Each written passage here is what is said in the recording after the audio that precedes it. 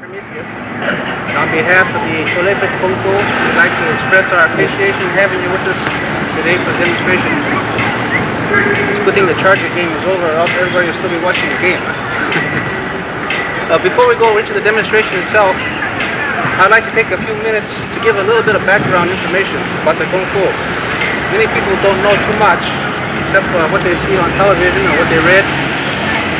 But I can remember back in the 1960s, we had a school in Los Angeles area, had a sign that said Hung Sing Choleput, Kung Fu, Chinese characters on the side.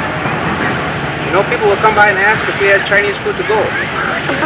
Back in the 1960s, when you think about it, most people didn't know that Kung Fu was a martial art.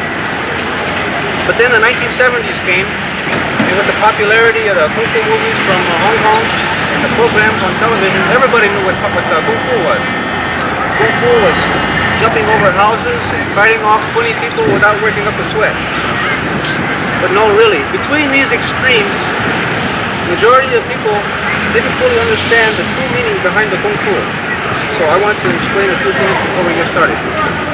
One, the exact origin of the Kung Fu is not known because of the veils of secrecy that were maintained at that time. But it is assumed believed by many people that a monk from India brought the original roots to China, where they developed in the monastery and eventually formed the many different styles of Kung Fu that are available today. But I want to point out also that the Kung Fu is not just a martial art for self-defense. The monks were not interested in being super fighters. It was used as a means of harmonizing their lives, their spiritual training, to work with the body, to work with the mind, harmonizing it together with spiritual training. So it's working with the overall development of the person. So Kung Fu is essentially a means of self-development through self-discipline. Now, the physical motions give us health through exercise. Also learn how to defend ourselves. Also, by certain types of training, we learn to develop the mind. Okay? Just like your muscles. If you want to build up your muscles, you get weights and you exercise your muscle. The same way with your mind. If you want to build up your mind, you got to exercise the mind. So there are certain methods of training that are used to develop this. Also, we go into the training of the internal strength, which we refer to as a qi. Qi is an inner power. Some of you may remember a few years back, over here on 163, there was an automobile accident, and a little girl was thrown free of the car and pinned underneath. Well, the mother who was driving the car became frantic, calling for help, and finally a car stopped off the freeway and another woman came out to help her.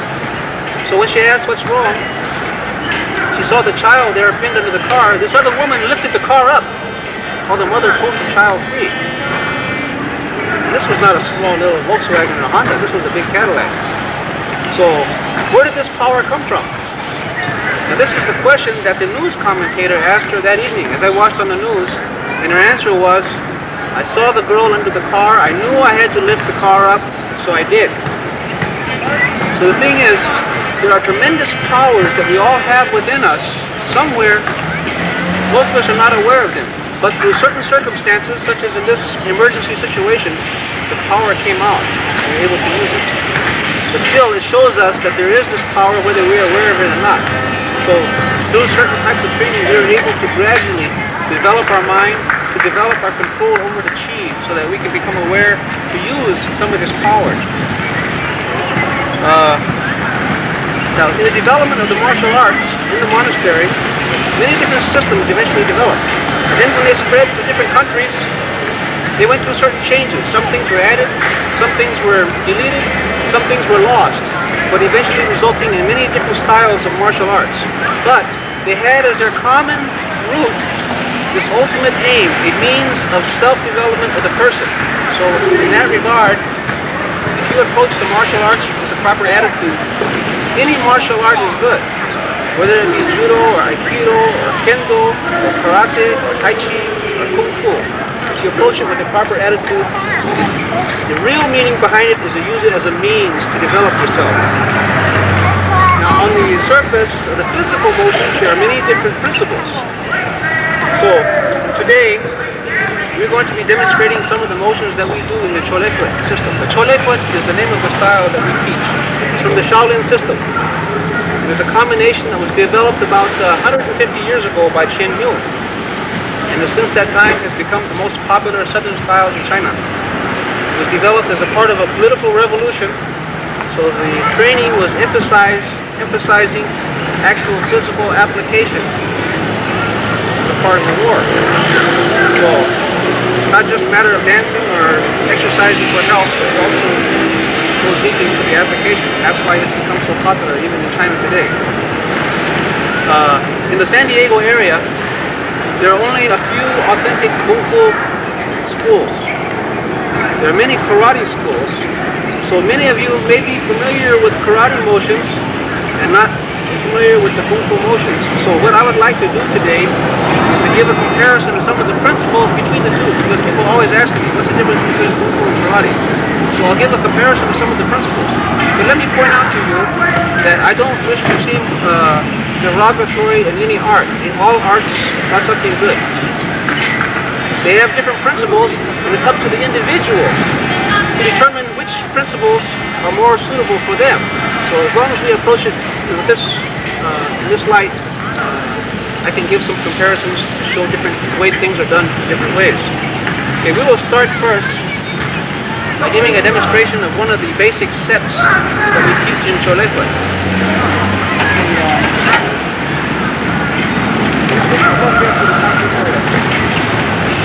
This first set is the first set that the beginners learn, called Hung Lun Choi, or translate to 5-wheel fist. Also, you'll notice that I use the names, I teach the students to repeat the names, so it helps them to associate the name with the movement, so you can learn the proper vocabulary and learn faster. Said, Songyamkyu, Songyamkyu, Dingyut, Dingyut, Chomkyu, Chomkyu, Songkyu, Songkyu, Damjin, Damjin, Onsao, Bansao, Chaoyu, Chaoyu, Huima, Huima, Yamcha, Yamcha, Laokyu, Laokyu, Huachat, Huachat, Yamcha, Yamcha, Laokyu, Laokyu, Huachat, Huachat, Yamcha, Yamcha, Laokyu, Laokyu, Huachat, Huachat, Yamcha, Yamcha, Yamcha, Yamcha, Laokyu, Laokyu, Huachat, Huachat, Yamcha, Yamcha, Laokyu, Laokyu, Huachat, Huachat, Yamcha, Yamcha, Laokyu, Laokyu, Huachat, Huachat, Yamcha, Yamcha, Yi, Yi, Ship, Yi, Hit, Yi, Yi, Look you, good job, look you, good job, here, look you, good job, look you, good job, thank you, Yamkyu, for now, Shuna, thank you, Kungfu, capture, Chapchoi, Hongsa, Hongsa, thank you, capture, 입장, 쌍정, Songjiang, 난란, 쌍정, 감사, 먹비격, 규정, 과감사, Kongresa, 유정, 공규, Kungfu, 직부, Jifu, 백력, Megyo, 회장, Shoji, 전화, Shuna, 공규, Kungfu, 잡철, Chapchoi, 정과, Kungfa, 정과, Kungfa, 서다부철, Chapchoi, 공규, Kungfu, 진지, Shinji, 유정, Yuzhang, 전화, Shuna, 공규, Kungfu, 장한철, Xiangchoi, 피처, Picture, 피처, Picture, 다철, Chapchoi. Go. Thank you. Beginning sets, you notice they start off with a lot of repetition. Through repetition, you're able to learn the motions, but at the same time, you're learning footwork, learning how to maneuver the body with the strikes. And it takes a little repetition to get that. Okay, one of the next sets the students learn called Sumibaku. This translates to a small plum blossom set. Here you get a chance to see a little bit more of the fluid motion that Chole Francisco.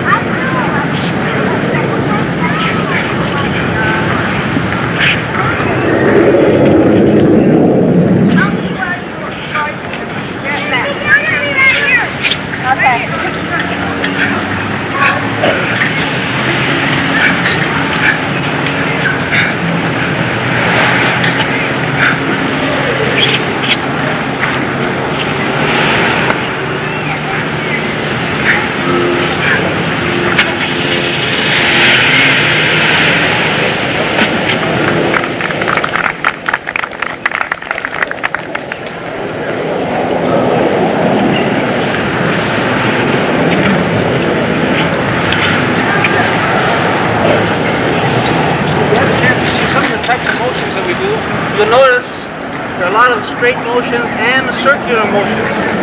Some of you that are not familiar with the use of circular motions, I'd like to point out a few things.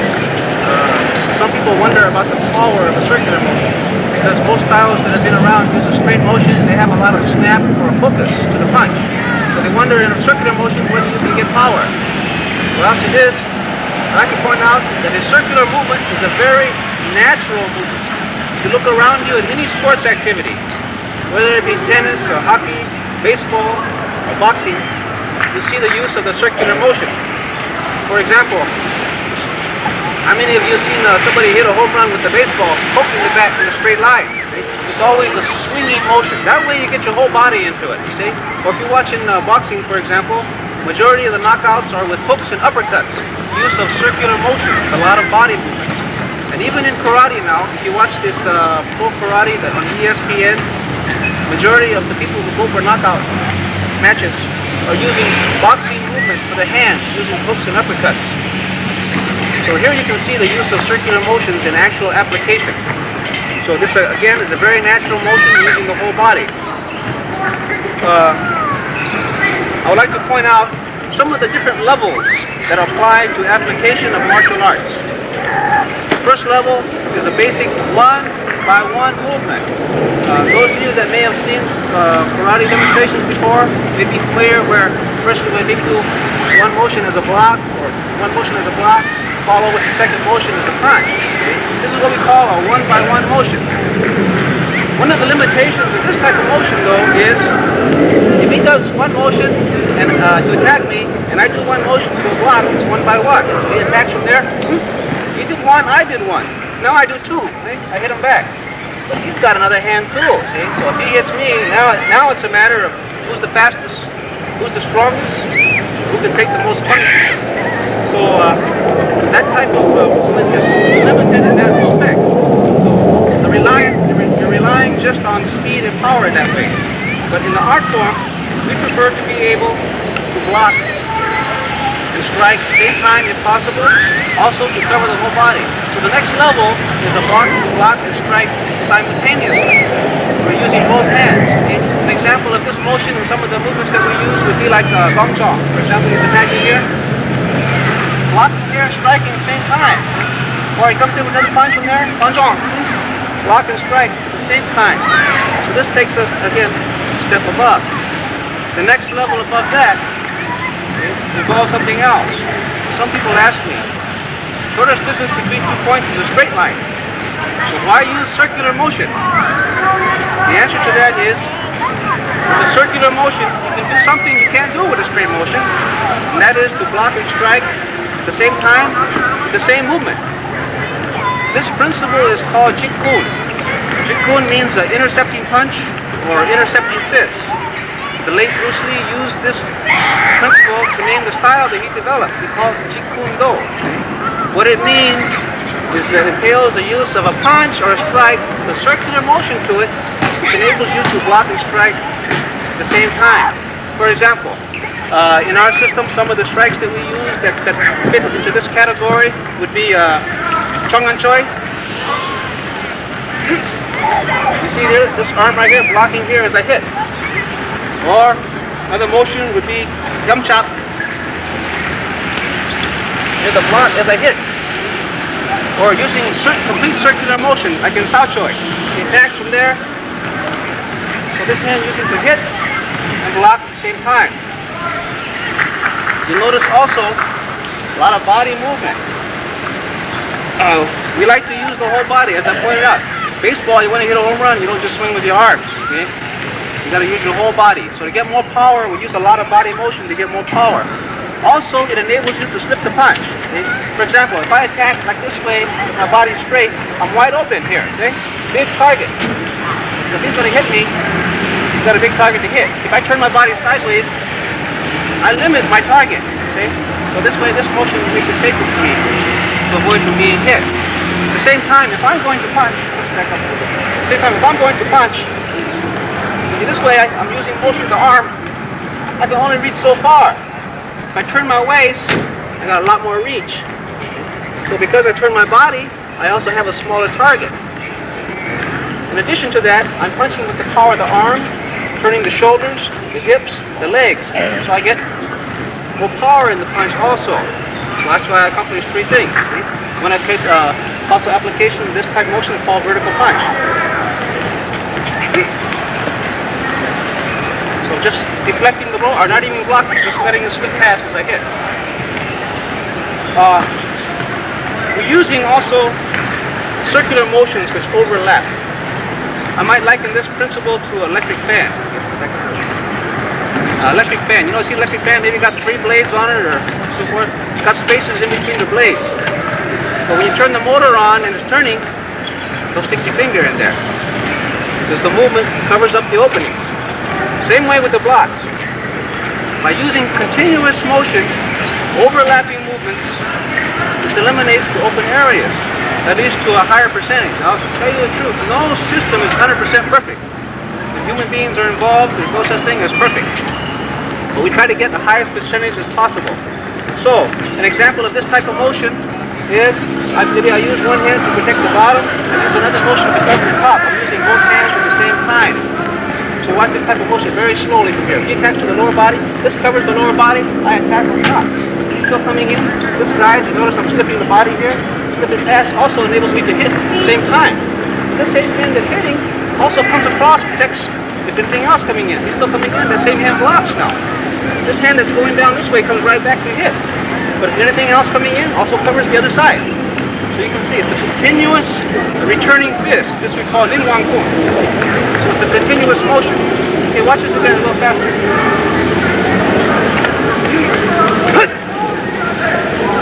The motions continue. Doesn't matter whether he attacks high or low. It works more on the principle of basketball. So defense. Cover the top and the bottom. That way you don't have to rely on seeing where the punch goes. If you use a one-by-one motion, again referring to karate type motion, block like this protects the top.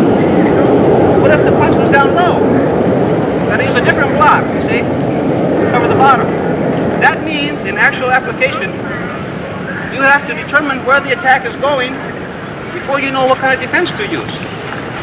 And realistically, by the time you figure out where it's going, it may be too late. So we prefer to cover the top and the bottom at the same time. So we use both hands. Okay? For example, I'm using this hand to block the bottom. Say the punch is down to the low. I'm blocking with the bottom, hitting here. But what if the punch is a bit high? This won't block anything, but the hand here blocks it, you see? So that way, you don't have to see where it's going, you can just hit them. So it makes it a lot easier to apply, a lot safer to use, because you're not relying on last second reaction. Also, some of you may have seen some demonstrations where the guy throws a punch, throws a straight punch out there. The defender blocks the punch, kicks him over here, kicks him over there, hits him over here, hits him over there, throws him down, gives him a few more punches, and then kicks him for a good measure. But all the time, the attacker was standing there like a statue, throwing one punch. Now, I don't know about you, but to me that's not very realistic. We train with the idea that the guy who attacks you is going to be good. He knows something. You got 2 hands, he's got 2 hands. He can block as well. So, you train with the idea, that way you won't underestimate your opponent. But if you train only with the idea, if he does anything, I'm going to get him on the first motion, I'm going to get him on the second motion, you may be in for a big surprise when you try to apply it that way on the street. Because on the street, the guy's not going to throw one punch and then stand there and let you do whatever you want. So, the principle is continuous flowing movements, overlapping, which enable you to block and strike at the same time. In addition, to be limited to covering only one area at a time this way, timing is very important. Because if he's too slow, say I'm going to punch him to the face and he's going to block it up. If he's too slow, he's going to get hit. He's too slow. But, what if he's too fast? The hand goes up, and then I punch, see? He's still going to get hit. So timing has to be just right. Also, if he uses too much power, it can also be to your disadvantage. For example, if I were to punch him, and he uses power to knock my hand up, I can turn that power back against him because I use circular motion. See? He uses power to knock my hand up, I hit him down here. He uses power to knock my hand down, I hit him over there. So I'm using his strength against him. This is called following the strip. Watch this again a little faster. So it just follows. It's a natural motion. Getting your whole body into it and following his strength at the same time. So there are different principles involved, some of which are following his strength, checking top and bottom. Also in some of the motions, you notice sometimes with the hand over here like this, you've got a hook here. Use hooks. Sometimes you grab, sometimes you go for pressure points, sometimes you use traps. What do I mean by a trap? A trap means what it is, trap. Set him up. Set him up. I limit what he can do. For example, if I'm going to attack him, here, see my hand here? I'm trapping his hand so he can't use this hand to block. That means if he's fast enough to block, he's going to have to use the other hand. So, he uses the other hand, I expect that. So he blocks there, I trap that hand. See? Now this limits both hands. I got the face wide open, I got the groin open. Whatever else. Watch again.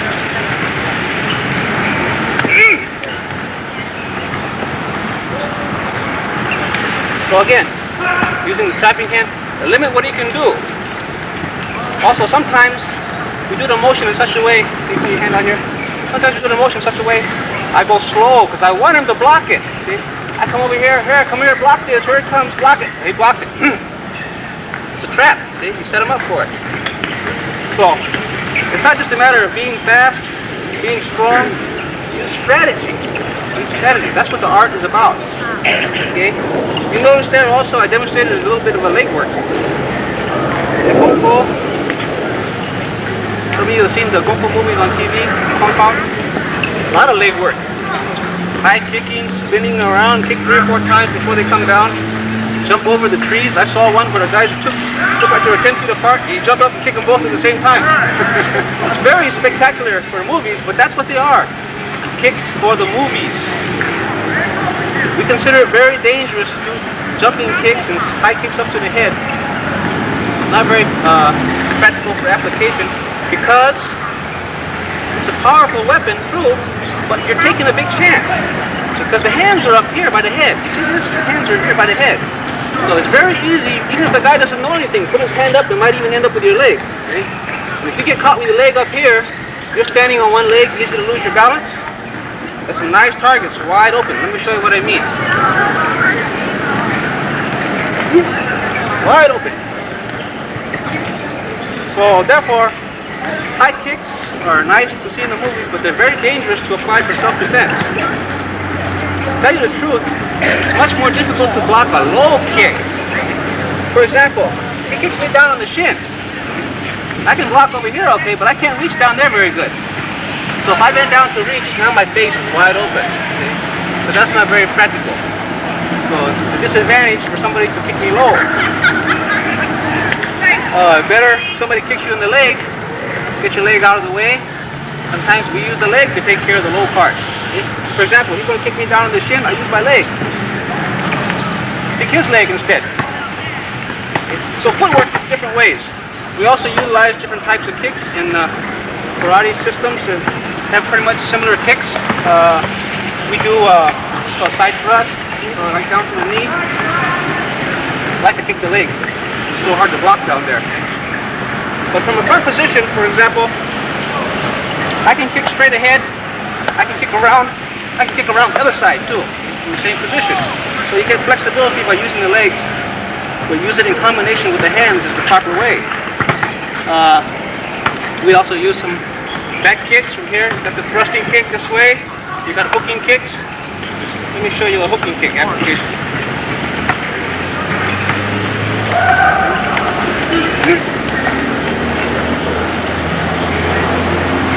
Using the body motion. When I get here, I don't want to hurt him, so I just slap. Actually, you cut. I cut, cover, and kick at the same time, the body. But legs have different applications besides kicking.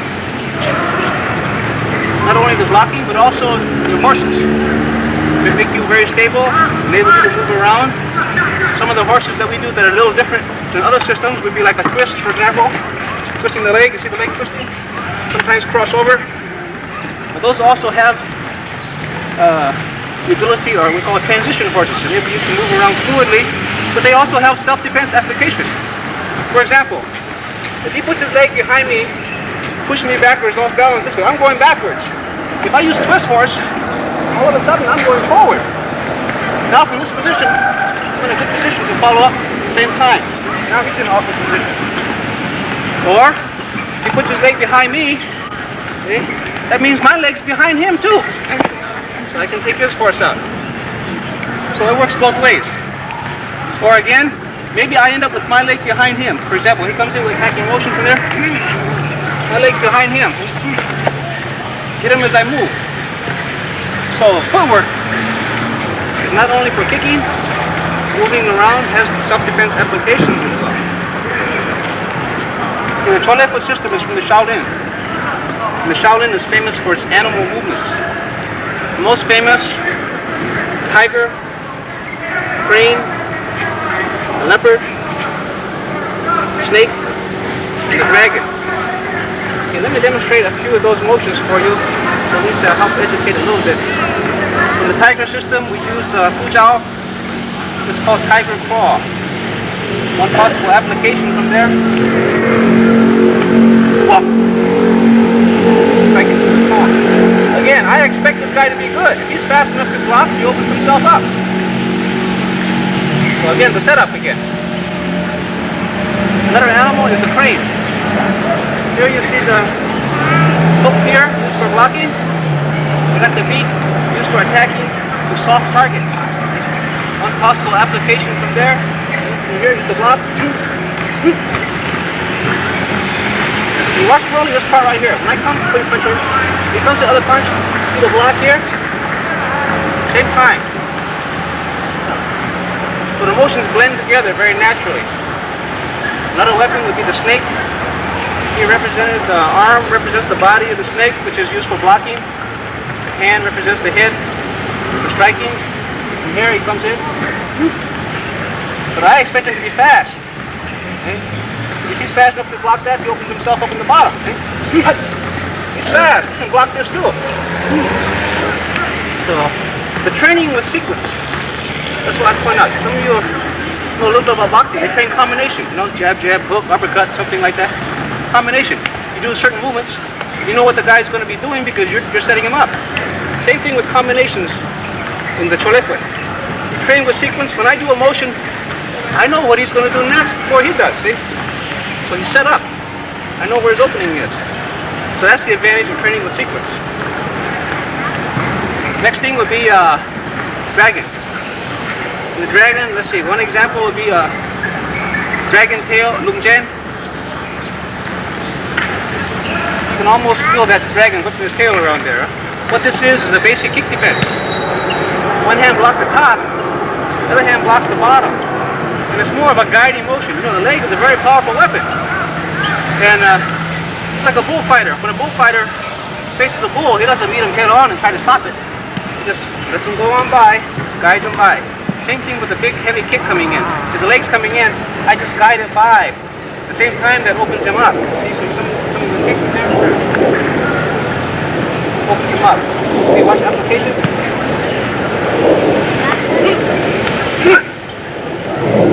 Again, sequence, combination motions. There are a few animals that many people are not familiar with. One of which would be the elephant. Here you see elephant trunk. This motion can be used for blocking and striking as well. I'll give you an example. So following the strength, the motion that's used to pull them in also sets them up for the hit. A few other animals such as the monkey. We have a sequence they call monkey stealing the peach. It goes something like this.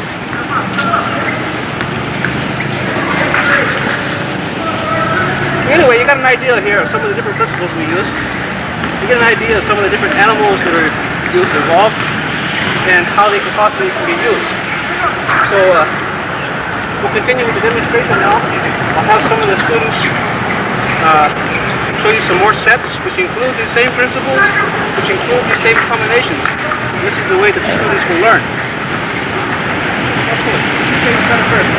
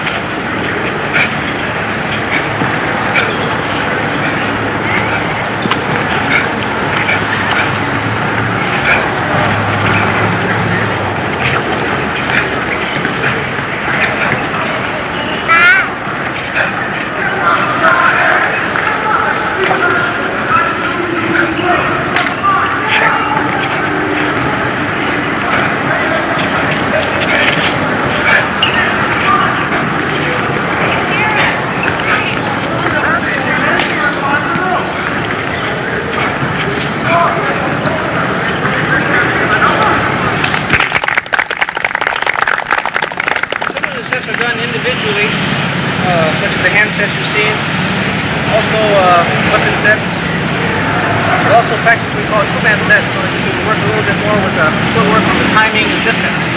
So, two-man set.